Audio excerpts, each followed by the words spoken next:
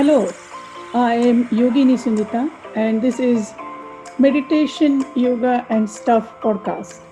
I believe my dharma or my life's purpose is to share my understanding of meditation, yoga, and Ayurveda, holistic healing science of India. I make these amazing wisdoms accessible and adaptable for present times. So let's start. Hello and welcome to the podcast. Today I'm going to talk about happiness. So, what is happiness to you? Because when I say happiness, your happiness and my happiness can be different because happiness is very subjective and it is also very complex emotion. So, what brings that sense of happiness into your mind? What came first in your mind when I said happiness? Now let's tune into that. Let's tune into how the happiness is different for different people. From yogic point of view, the broader concept of happiness is what we call sukha. The Sanskrit word sukha. Sukha means state of what we call happiness. When it is shanabhangur, that means it lasts only a few moments and it fizzles out. So I'll give you an example. So if you are looking for something in your life, say let's take example of you always wanted a red Ferrari, okay? And you everywhere you looked, you were looking at red Ferraris everywhere, and you started thinking, I want one. And you were able to buy it one day. And once you started driving it, after a few days you look back and you think, why I was chasing it so much. So you were enjoying it. It lasted for a few moments, or maybe few months, or maybe a year or more. But this kind of like happiness kind of like later fizzles out. And so that's what sukha is. So sukha is that momentarily pleasure. This is from the point of view of Ayurveda, yoga, and also Ayurveda actually. And from the perspective of yoga, the everlasting happiness is Ananda. So the word Ananda, which may not have direct translation, but the close translation to the word Ananda is bliss. And the state of bliss is where we are completely one with the universe, and that's called the state of Ananda. Now, does that mean we disregard our sukha, our moment of pleasures? That's not what yoga suggests. So yoga suggests that notice that there is happiness, there is joy in our life, there is contentment, there is fulfillment, and that influences our lot of decisions. But if we step back and if we start noticing that a lot of time these things fizzle out. So tuning in this now, what this experience is giving you, the relationships, the personal experience, the physical health, the life circumstances. So we become observer. We start noticing that, these emotions of happiness or pursuing happiness is basically what we're trying to pursue is Ananda. And so we're trying to pursue this bliss. In wisdom of yoga as well as in Ayurveda, it is believed that our life's purpose, every human's life purpose, is to reach towards enlightenment. And when we do not understand that or do not follow that, then our life is a path of suffering. But at the same time, that doesn't mean that when we start pursuing or when we start, moving towards enlightenment, that we won't have any sufferings in our life, because human life is as we take birth as a human, it is a part, it is kind of like we sign contract for suffering as well. So suffering is a part of our life, and also happiness is part of our life. But moving towards the Ananda, the state of bliss, is a purpose of our life. I hope that this makes sense. This is the from Wisdom of Yoga. So how can we bring or move towards the state of Ananda? So yoga has beautiful suggestions. So one of the suggestion is cultivating gratitude. There is nothing like gratitude which helps us to understand what we have in our life. And also, what we start noticing is there are so many things to be grateful about. We start noticing the beauty of the joyous things around us. And this is where the gratitude is extremely powerful. Just tuning into gratitude every moment, we start noticing that so much to in our life that we can be grateful about. Tuning into the what we have, noticing the blessings we have in our life. It could be material blessings, it could be the relationships, it could be something you really value.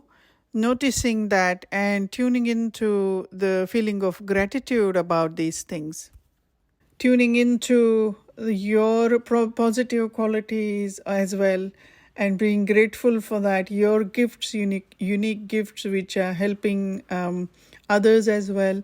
So bringing that feeling of gratitude is really really important to move towards happiness. Now, how to cultivate gratitude?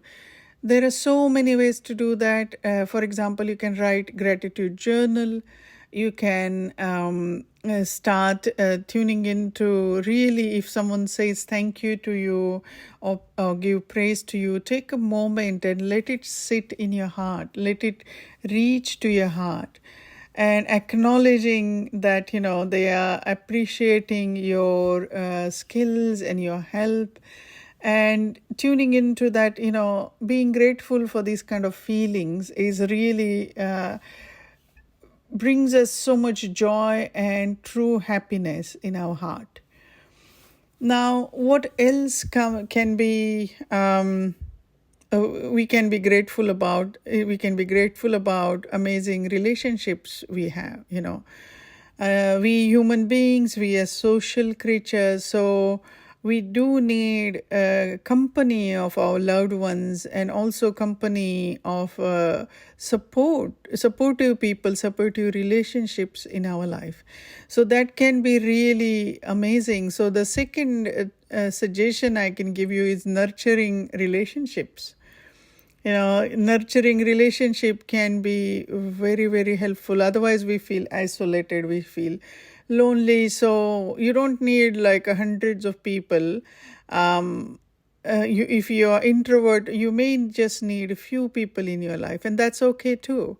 Tuning into what is your unique need, and having that amazing, strong, supportive relationship where people are happy to lift you up, and you are happy to lift them up as well in towards their optimal goal as well as your optimal goal. So now also you can tune into what else we can be grateful for in our life is physical and mental health. So what do we need is my third point is practice self-care. It's such a joyous thing to look after others. At the same time, imagine that, what will happen when you will start looking after yourself, looking after your physical and mental, emotional health. It will actually bring in so much joy. When I teach my yoga classes, I offer restorative practices, and you will see that people entering in the classroom, so much stress, so much literally, you can see shoulders rounded, the weight of the world on the shoulders. And at the end of these restorative sessions, people have such a calm, happy, relaxed feeling on their face. And it's such a joyous thing to watch. And how that was achieved? It was achieved through the self care. Basically, I was guiding them to find relaxation into each and every pose. And they found that during that time, like that 1 hour, they allowed the worries and the tensions to lift off from their system. And what remained was a feeling of joy, feeling of happiness, feeling of compassion. And that's what self-care looks like, In that self-care will come exercise regularly. Prana gaining exercise is where you are energy gaining rather than energy depleting.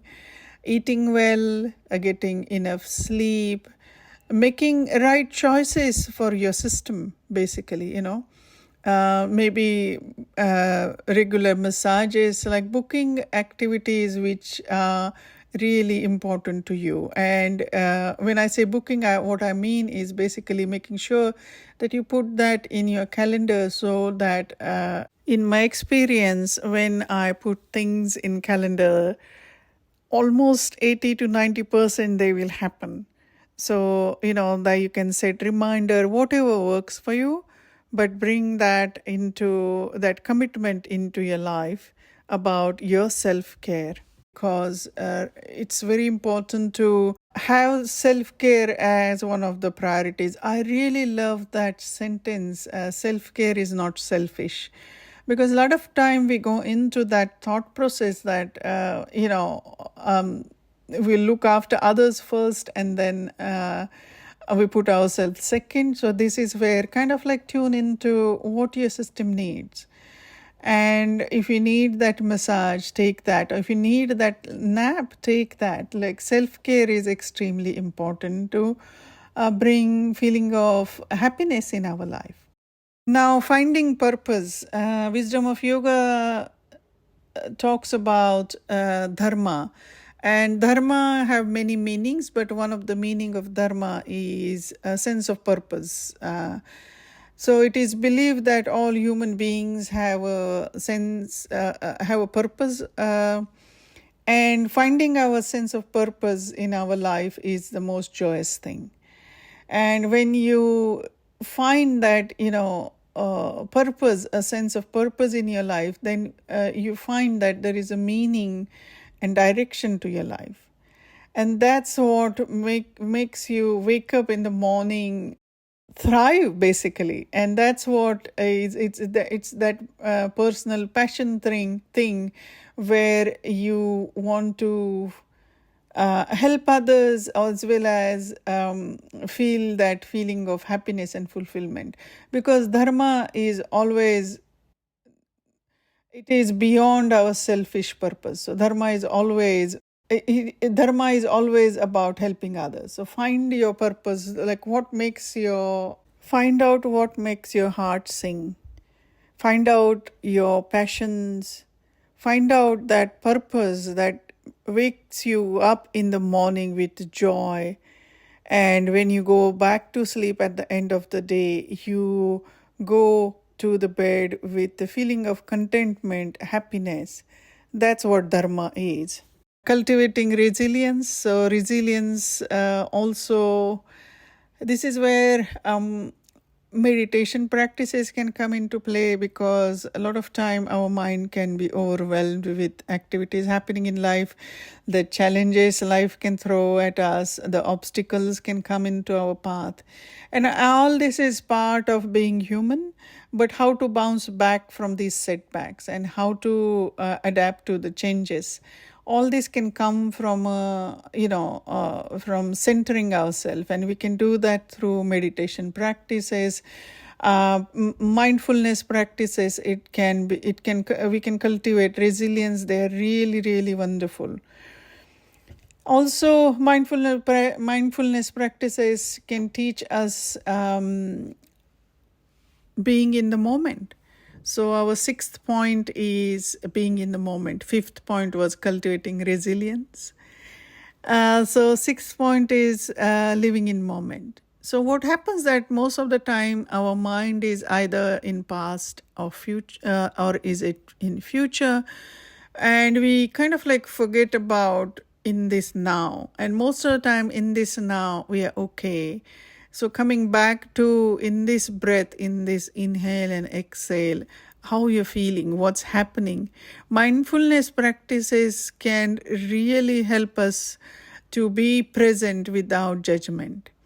Practicing mindfulness helps to reduce stress and increase happiness. There are so many benefits of mindfulness practices. As I said, cultivating resilience, being in the moment, and also teaches us to notice that there is joyous things happening around us, kind of like we start slowing down and start smelling roses, start noticing what we have in our life. Eighth point I can say is help others, and this is again tied up to finding purpose in our life. So as I said, dharma is always beyond our selfish purpose. So, helping others can give us so much joy and fulfillment. And how can we do that? How can we help others? Any random act of kindness, helping people in a small way or big way, whichever works for you, you will notice that it just gives that our heart that really amazing feeling that, and that's why a lot of people find that careers where they're helping others are very fulfilling. Now, the ninth suggestion I have is practicing forgiveness. Now, this is a very important one, and it is good for our mental health, because if we are not forgiving others, we act and holding on to grudges, resentment, it is very toxic for our system. It literally is, it is very poisonous for our mind, our mental health. Our mental health affects greatly and negatively if we keep festering with these grudges and resentment. So learning to forgive others and forgive yourself, this is also a part of self-care, that, forgive others and forgive yourself is very, very, very powerful. We can, once we start realizing that, this is not good for us, it sets us free, letting go of these baggage of negative emotions, and you will start noticing that you start feeling better. So letting go of forgiveness is very powerful. And you will notice that all religions have this forgiveness there. There is a reason for that, because it is very powerful. We'll basically free ourselves from that baggage of negative emotions. And also tuning into bringing positivity in your life. How we can cultivate positivity in our life. And this is tied up to the previous suggestion, that letting go of negative thoughts, letting go of what is not serving us. So you may hear yoga teachers talking about letting go. That's what we're talking about, basically letting go of negativity and letting go of what is not serving you, and cultivating positive attitude, consciously noticing your thoughts, noticing the way the tone of your thought is it negative, is it authoritative, and changing that very slowly towards a more calming, positive, gentle, caring thought process. And it takes time, but it is possible. And you will notice that once we start tuning that into our life, we also bring ahimsa, or feeling or non-violence in our thought. And that has such a positive impact. And we also start noticing that the gratitude is a big part of this. So it's like we are completing a full circle with our first, my first suggestion was gratitude. And when we bring in positivity in our thoughts, and gentleness and kindness in our thought, compassion in our thought, you start noticing that it is easier to practice gratitude. It is easier to surround yourself with positive people. It is easier to focus on good things in your life. So I hope that today's podcast has been helpful for you, all these 10 steps to move towards your optimal happiness. So if you want to learn more about how to move towards your happiness, your wellness, feel free to visit my website. Click on the link of the Wellness Tribe, and you will find that there is amazing information about how the Wellness Tribe group is taking shape. And also, if you are interested, if you're curious, book in that session, 15 minutes free session, and let's see if we are good fit for that. Well, if you are good fit for the Wellness Tribe, and let's see if we can help you. Thank you for being here. I really appreciate you. Bye for now. Thank you for tuning in. I really appreciate that you're taking this time out of your day. Don't forget to subscribe. Take care. Bye for now.